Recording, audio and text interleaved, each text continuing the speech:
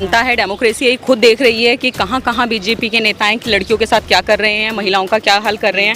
और यहाँ तक कि इनके जो सांसद बैठे हुए हैं पार्लियामेंट में, ये छोटी छोटी बातों का इतना मुद्दा उठाते थे 2013 में, आज 2022 है, आज क्यों नहीं मुद्दे उठाते हैं। तो आरएसएस के हैं ना विपिन कनवाल जी, जिनका स्टेटमेंट आया है फेसबुक पे कि इनका कहना है कि अपनी बेटी को आपने कच्चे दूध को भेड़ियों के आगे करोगे तो यही होगा, फिर आप उसका एडवांटेज लोगे।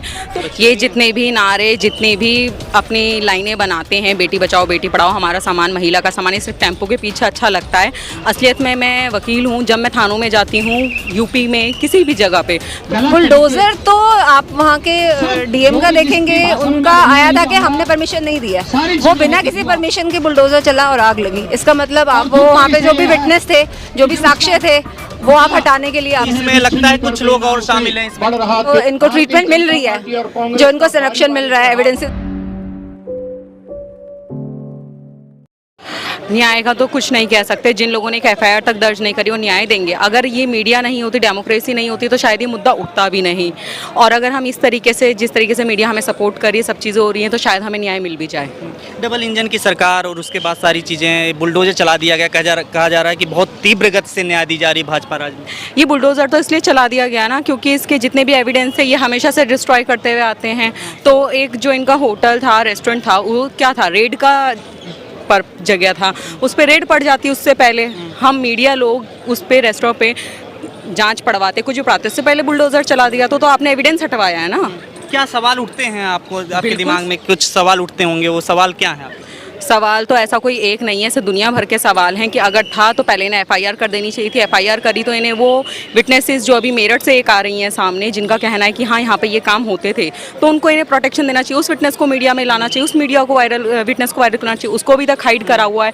यहाँ के डीएम, पार्षद, वहाँ के विधानसभा सारे के सारे शांत बैठे हुए हैं, तो क्यों, क्या रीज़न है इसका? यही सब चीज़ें। भाजपा राज में क्या लगता है, बेटियां जिस तरीके से सुरक्षित होने की बात कही गई थी मोदी जी जब आए थे सरकार में, अब क्या लगता है आप लोगों को, कैसा फील होता है, क्या सुरक्षित? ये जितने भी नारे, जितने भी अपनी लाइनें बनाते हैं, बेटी बचाओ बेटी पढ़ाओ, हमारा सामान महिला का सामान, ये सिर्फ टेम्पो के पीछे अच्छा लगता है। असलियत में मैं वकील हूँ, जब मैं थानों में जाती हूँ यूपी में किसी भी जगह पे, तो कोई एफआईआर नहीं लिखी जाती किसी लड़की की, कुछ भी नहीं होता है। और ये केस पहला ऐसा नहीं है कि जिसमें दिखाया जा रहा है। कुछ ऐसे केसेस हैं जिसमें तो कभी एफआईआर तक नहीं होती, कंप्लेंट भी नहीं होती है। कौन करता है? पुलिस वाले। और बीजेपी के नेता एक फ़ोन करते हैं, छुट जाते हैं। आप वकील हैं जैसा कि बता रही हैं, तो वकील होने के बाद जब मैं जानना चाहता हूँ, जैसे बुलडोजर चल गया तो कहा जा रहा है सबूत मिट गया, सबूत मिट गया तो फिर आप कैसे उसको न्याय मिल पाएगा? क्या फांसी हो पाएगी, क्या कुछ होगा? और भाजपा की सरकार है जबकि। सर, बुलडोज़र सिर्फ उस पे चला रेस्टोरेंट पे। मैं एक विटनेस का नाम बता रही हूँ जो भी मेरठ से निकल कर आ रही है। उस विटनेस के लिए मैंने इसीलिए कहा उसको प्रोटेक्शन दो ना, उस विटनेस को मीडिया के सामने लेकर आओ ना। तो उसका क्या है, उसको लेकर आओ, उसको कि उस एविडेंस के साथ कोई टेम्परामेंट ना करे। जो आई विटनेसेस हैं, जिन्होंने सब कुछ वहाँ पे काम होते हुए देखे हैं, जिन्होंने एम्प्लॉयमेंट करी है वहाँ पर, काम छोड़ा है, तो बस। अभी जैसे निर्भया हुआ था, निर्भया के लिए बहुत सारी महिलाएं, लड़कियां निकल करके सामने आई थी, लेकिन अंकिता के केस में ऐसा नहीं दिख रहा है। क्या लगता है कि इसके पीछे कुछ? जब निर्भया का था तब बीजेपी सेंट्रल में नहीं थी, और ये हम सब जानते हैं कि बीजेपी गुंडा राज फैलाती है। बीजेपी की जो सरकार चल रही है ये सिर्फ मुद्दों को दबाती है समय के साथ, वही है। लेकिन इसमें अगर जैसे अभी कहा जा रहा है मुआवजा दे दिया जाता है, कुछ चीज़ें दी जाती हैं, लेकिन इससे क्या लगता है फ़र्क पड़ता है कुछ? एक बेटी को पालने में 25 साल लगे किसी के माँ बाप को, आज जैसे हम हैं, ठीक है, उसके माँ बाप को 19 साल 20 साल लगे, तो क्या 25 लाख उसको पूरा कर पाएंगे? और क्या एक बेटी जो उन्हें मतलब गर्व का वो देती, सम्मान देती, जिसने 88% के साथ किया था, क्या वो 25 लाख उसकी भरपाई कर पाएंगे?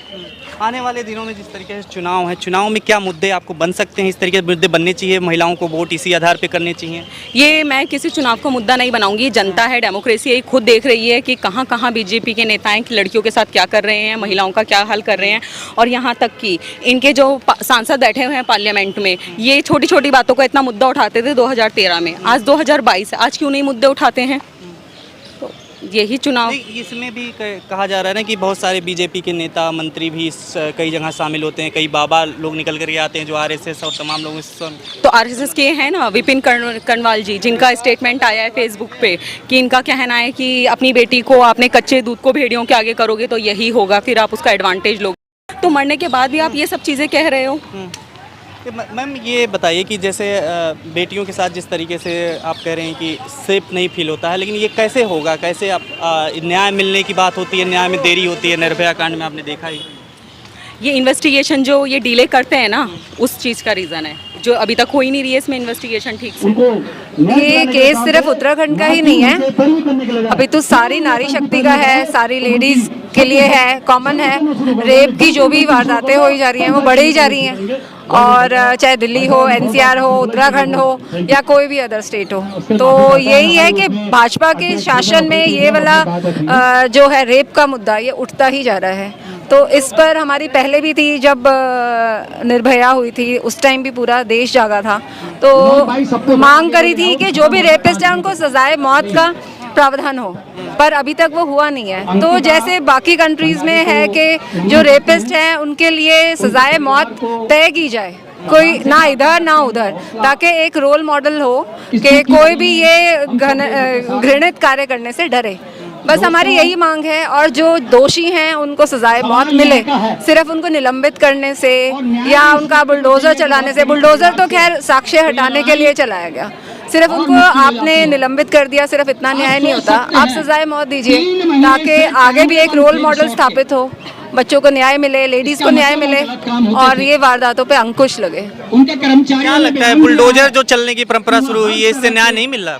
बुलडोजर तो आप वहाँ के डीएम का देखेंगे, उनका आया था कि हमने परमिशन नहीं दिया, वो बिना किसी परमिशन के बुलडोजर चला और आग लगी। इसका मतलब आप वो वहाँ पे जो भी विटनेस थे, जो भी साक्ष्य थे, वो आप हटाने के लिए आपने वो चलाया है। वो तो डीएम का ही है ना, हम आपको भी और हमको भी नहीं पता था कि बुलडोजर किस लिए चला है। तो जब उसका वक्तव्य आया डीएम का कि मैंने कोई परमिशन नहीं दी है बुलडोजर चलाने के लिए, तो वो तो सिर्फ आपके एविडेंसेस आप हटाने के लिए बुलडोजर चला रहे हैं। तो यही था कि इनको सजाए मौत का प्रावधान हो, और across the country, all over India एक रूल बने कि जो भी रेपिस्ट हैं उनको हैंग टिल डेथ। यही हम लोग मानते हैं। निर्भया का मामला हो, चाहे इसके बाद ये हो, फिर इसके बाद तमाम मामले इस तरीके से आते रहते हैं, हाथरस और तमाम जगहों पे, लेकिन ये मामले आजकल होते जा रहे हैं। तो इसके सबके लिए क्या लगता है कि भाजपा सरकार में ज्यादा ऐसे मामले हो रहे हैं? चार लोग आके भाजपा में पिछले कई वर्षों से तो यही हो रहे हैं, उजागर ज्यादा हो रहे हैं। छुट्टी लेके चला जाता है। कोई और होता तो भाजपा वाले ही ज्यादा आते, भाजपा वाले ही ज्यादा आते कि आपने ये नहीं किया, आपने वो नहीं किया। अगर आप अभी देखा जाए तो भाजपा सरकार में बेरोजगारी बढ़ी है और अराजकता बढ़ी है, रेप की वारदातें बढ़ी हैं।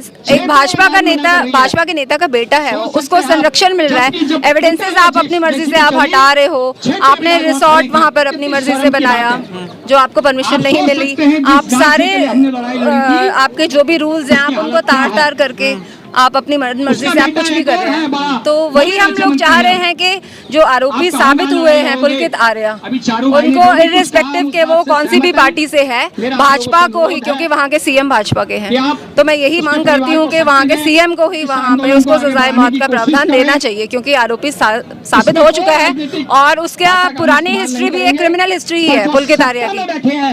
तो सजाए मौत का ही हम लोग यही चाहते हैं कि एक रोल मॉडल स्थापित हो, क्योंकि अभी तक इंडिया, ऑल ओवर इंडिया, कहीं पर भी एक हमारी कंट्री ऐसी क्यों है जहाँ पे कुछ भी नहीं किया जा रहा रेप के लिए।